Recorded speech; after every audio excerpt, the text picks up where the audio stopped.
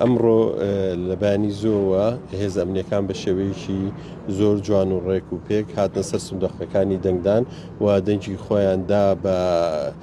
بەو قایمانەی کە خۆیاندایان ویست دەنگی پێ بدەن و پرۆسەکە زۆر بە ڕێک و پێکی بە یاسای بێ هیچ گیری و گرفتێک دەرچوو و من لێرەوە دەستخۆشییان لێ ئەەکەم زۆر سپاسیان ئەەکەم بە جوودەی سەرفیان کرد و بۆ ئەو سیقەی کە داویانە بە لیستی 222 یەکێتی نیشتیمانی کوردستان پێم وایە لە بازنەی کۆ یەکێتی نیشتیمانی کوردستان لە دەنگدانی تایبەتە یەکەمی بێ ڕکابەرە لە پێش هەموو لیستەکانی ترەوەیە و زۆر سپاسی ئەو سیقەی هێزە ئەمنیەکانەکەم بە لیستی 222 ئینشاءڵڵا لە جێی ئەو سیقەی ئەوانە بین زۆر سپاسیانەکەم جارێککە دەستخۆشیان لە یەکەم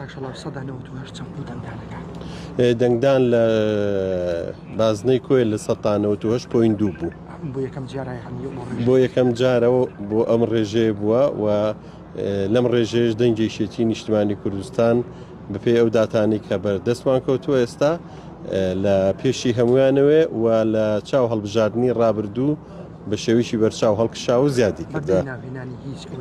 بەڵام دڵی ئەوتانێ داوا لە خەڵکی کوردستانەکەی کە بە گەورەترین و ڕۆژی یازی ئینشاءڵڵا بە هەمان شێوەی هێزە ئەمنیەکان ڕۆژی 11 مانگیش هەڵبژاردن بە ڕێواچێ بە شێوەیەکی یاسایی دوور لە هیچ کێشە و گرفتێک و